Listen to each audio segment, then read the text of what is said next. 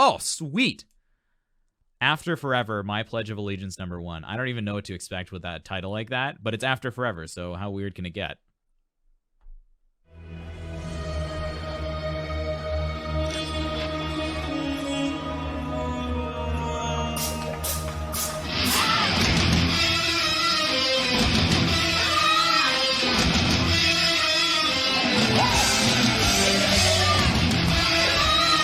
What?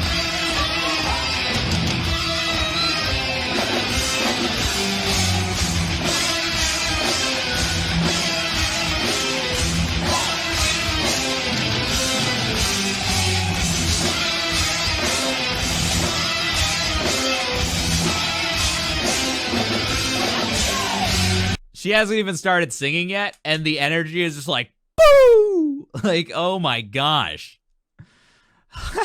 All right, let's get, oh my gosh. This is what After Forever is about in her discography, in her chronology, right?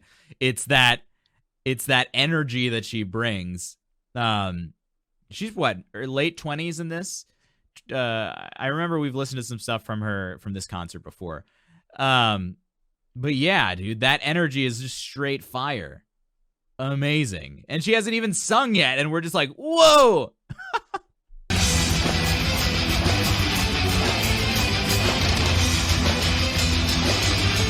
I'm 26. Oh, so she's 23. She's in her early 20s. Cool.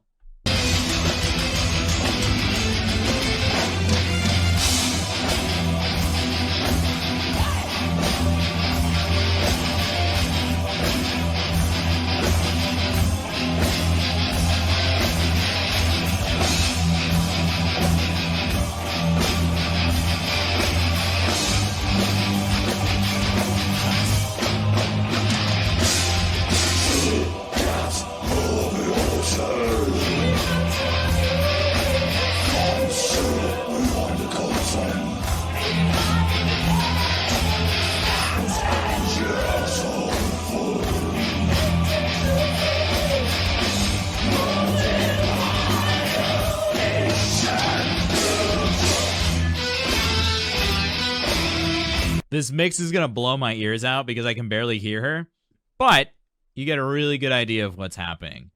Now, while she had all that, the most impressive thing that stood out so far, for me, at least watching this performance, is how much energy she was bringing in the beginning of the song and how she was able to just pull it back. In one way, you know, all performers of all levels, of all abilities get nervous energy, right?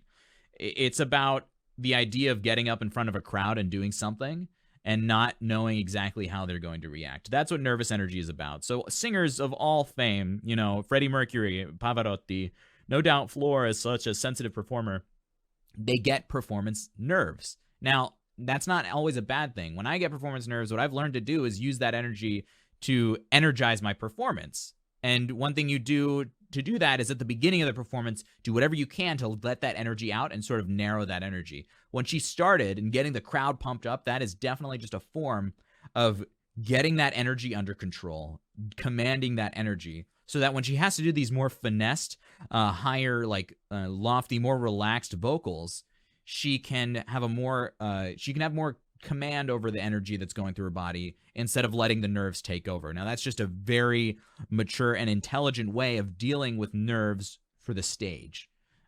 It's about when you feel the nerves taking over, you take them back. You take control back over what the nervous energy is doing to you. I can't say 100% that that's what she was doing, but she was able to pull it back so well, and she was able to bring so much energy off the bat to get that audience engaged that no doubt, you know, there's strategy behind that. It's like any athlete approaching a run. If you're running the mile and you have to do, or whatever, the 400 meter, you still have to pace yourself. It's a sprint, but you still have to pace yourself. You bring energy when you know it's going to be sustainable for the entire run. That's how you have to treat yourself as a singer. It's more about, singing is less of a sprint and actually more of a marathon, right? You have to pace yourself. You have to know when you can bring the energy. You have to know when you have to let off the energy. And you have to know of the times that you have to pull back, right? Yeah, 400 meters is a tough one because it's kind of long, but it's not too long, and you're expected to, bring everything the whole time.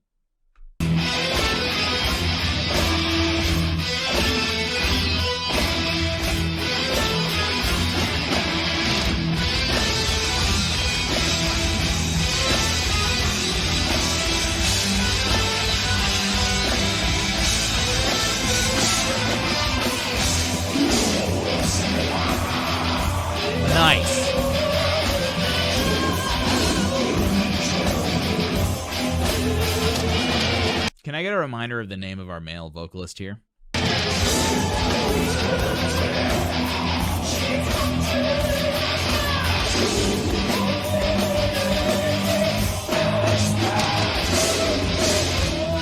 Mark Jansen from Epica. Yes, thank you.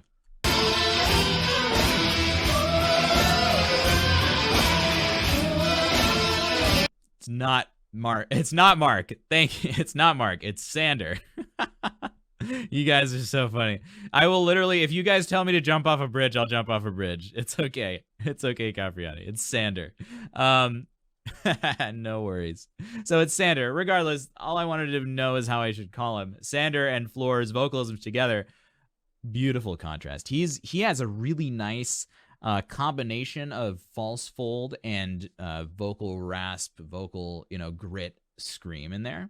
It really threads the needle really well. He's able to, it's not too dark and gray, and it's not too right. It's right in between those. It's right in between those two types of phonation, which is perfect because what Floor is doing has none of that sound in them. With her, to be fair, unless your friends are idiots, if they're all of a sudden jumping off a bridge, odds are decent that there's a good reason to do so. Maybe you should consider it. Okay, Wither, thank you for suggesting I should consider jumping off a bridge.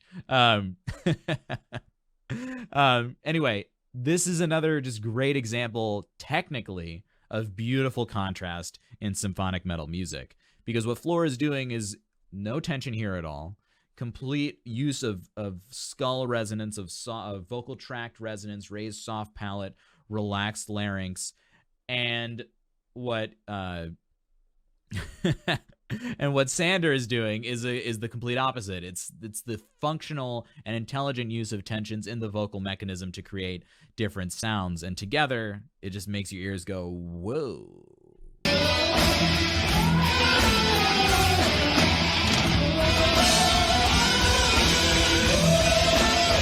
Yeah, Fry, you missed our explanation of that.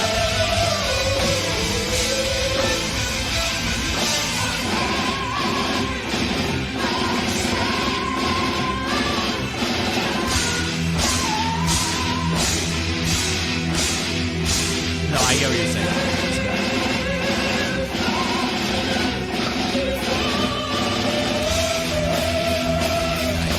What I love about this, again, so we talk about how we use the voice to create a belt. It's about having proper compression, elongation of the vocal folds caused by the cricothyroid cartilage being extended by all those muscles that are controlling them, evenly balancing with the breath. One thing that we heard Jarkko Ahola do this really well as well, but on your lower notes, using that more compressed belty sound in order to lift off into a more loose and resonant high tone with head voice. And she does this really well right here. As she's singing solo, she's applying a little more variation in the sound she's making, whereas when she's singing in a duet, she compartmentalizes her voice a little more to work well with the other singer.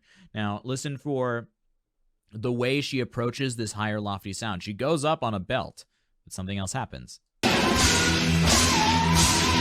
sound. Belty chest.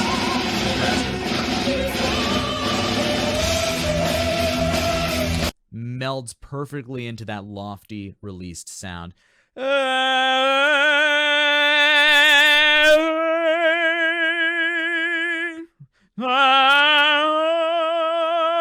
Right? It's about creating that.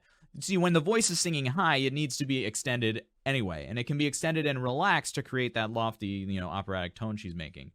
She does it. She creates that ahead of time. She creates that extended vocal position ahead of time with the belt, which allows her just to flip up and have that lofty operatic tone. I call it operatic tone. It's just a released head voice, a released full head voice, right? But I know a lot of people listening here are going to think of that as the opera sound, which is fine.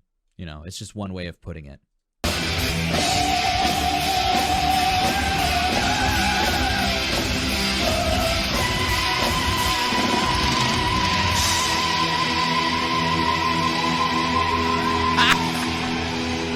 And it's the only way you can sing a note like that.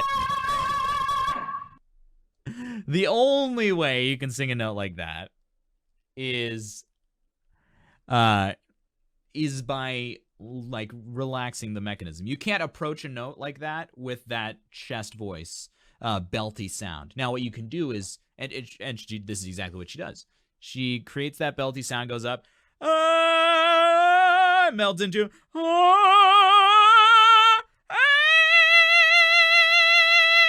which is, in my range, that's the equivalent of what she was doing, is going up to that stratospheric high note for her, which is mind-blowingly gorgeous, by adapting and releasing the mechanism, loosening up here, letting the sensation of the belt and the compression go away, and allowing that sound to go high. Beautiful. Absolutely beautiful. EAB Pro, thank you for the gifted subscription. Daniel Pierman, please, a warm thank you to EAB Pro. Yeah, no, she's got this singing is about preparation on every level. You prepare mentally before you take the breath. When you're taking the breath, you prepare for what you're going to sing. When you're going to sing a high note, you prepare by singing the notes before it in a certain way. And it just requires a lot of really, really good forethought in the moment in these high pressure situations. And what she's doing at age 23 to make that happen properly, absolutely unreal. One of my favorite parts about watching these After Forever videos is understanding how well she was doing this all the way back then, and how that has matured, how her approach to singing has matured in a way that makes these Nightwish performances absolutely mind-blowing to anyone. I want to take a voice lesson from her because I know there's so much to learn. I think maybe this Friday we can do this, but I want to watch all of her vocal coach videos and just kind of talk about them, because I know I, as a singer, I'm going to learn a lot. I, as a teacher, I'm going to learn a lot from someone who has so much more experience and so much more expertise than even myself. I make most of my income from singing, and I consider myself a professional, but nowhere near the level of the way Floor sings. And so by doing these reactions and by watching everything she does and how she talks about things, just continuously learning, it's beautiful. So I think on Friday we're gonna look at her masterclass stuff, because she has a lot of really good information, and it's all in line with how healthy vocal technique works. So anyway, let's do it.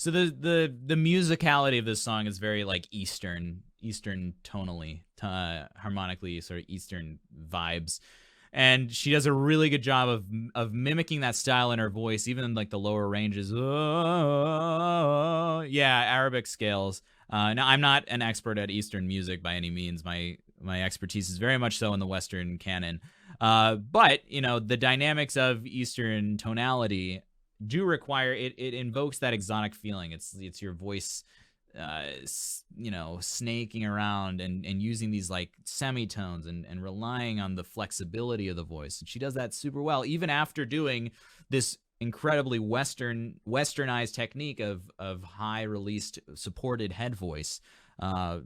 Beautiful. Interesting. She kind of looks naked without her tattoos. Good. I mean, yeah, if we know Floor as the tattooed, Valkyrie goddess, then this is a very different idea. This is a very different appearance of her. I totally agree. Regarding her masterclasses, I've only watched like 2 of her masterclass videos, so I'm looking forward to hearing the other ones. But I think Friday's voice clinic would be a really good opportunity to do that, because then we could talk mostly about pedagogy and how the voice works. So I'm excited for that.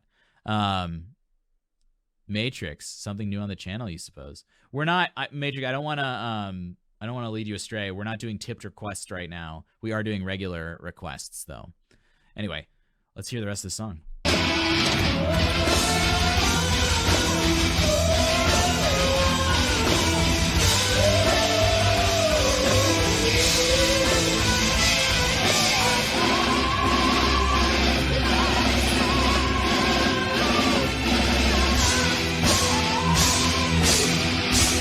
And just sustaining that belt in the context of the same song without any physical relaxation, in the context of switching vocally from that supported head voice vibrato vibrant sound all the way into that chesty belt.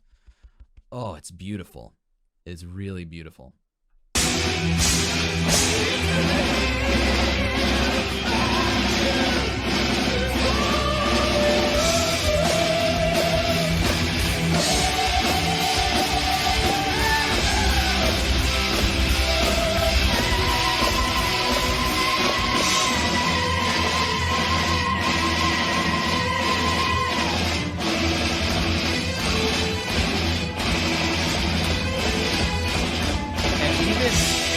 Getting up into that.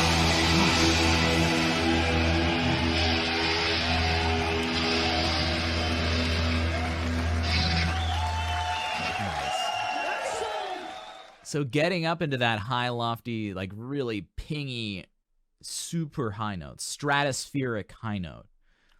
Again, it was just a perfect adjustment from that belty, rich timbre that she does so well with exuberant energy. Slightly loosening, slightly adjusting, narrowing the voice to just be able to go up there in a relaxed way, because you can't sing up there with the belt. You cannot. That doesn't work that way. The voice doesn't work that way. So she, without doing it blatantly, right? It's almost disguised the way that she adjusts her voice to approach that way. By narrowing the vowel a little bit, pulling the sound back, raising her soft palate, relaxing the larynx versus compressing the larynx. You know, uncompressing the larynx to get that vibrato in there and then shooting up through so she can sing that high note. Absolutely gorgeous. I love learning from this singer, man. Like, I'm not someone who really places a lot of qualitative ideas on people, but and singers and life in general. Everything is, I love just, or sorry, quantitative, I mean. You know, I don't call people the best. I don't call people the worst. I love learning from people, and she is just such a wealth of information.